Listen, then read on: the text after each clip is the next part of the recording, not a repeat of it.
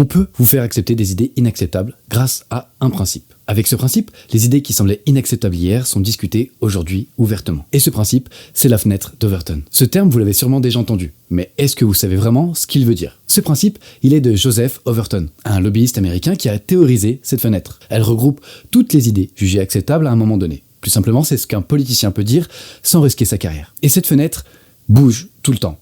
C'est là que ça devient intéressant. Imaginez quelqu'un qui balance une idée ultra radicale, genre immigration zéro. C'est choquant. Si ensuite on amène une idée moins extrême, disons des quotas migratoires plus stricts, cette idée commence à paraître raisonnable. Et c'est grossièrement comme ça que la fenêtre s'élargit pour inclure des idées qui semblaient inacceptables avant. Certains politiciens ou polémistes utilisent ce mécanisme pour déplacer les limites du débat public. Éric Zemmour s'en vante même dans une émission. Mais est-ce que ça fonctionne aussi simplement que ça?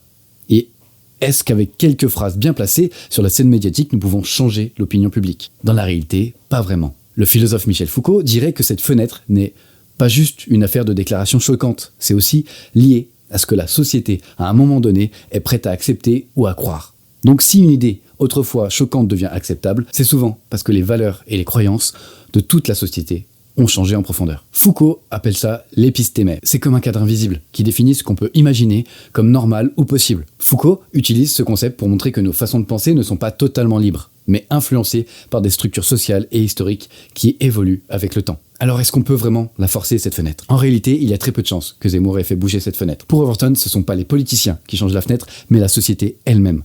Les idées radicales poussent peut-être, mais elles ne percent que si elles trouvent un terrain fertile. Donc ce n'est pas juste une stratégie, c'est aussi une question de contexte. Et selon vous, est-ce qu'on peut manipuler l'opinion publique pour normaliser des idées extrêmes, ou est-ce que c'est nous, collectivement, qui décidons de ce qui devient acceptable? Dis-moi ce que tu en penses en commentaire et partage cette vidéo si elle t'a fait réfléchir.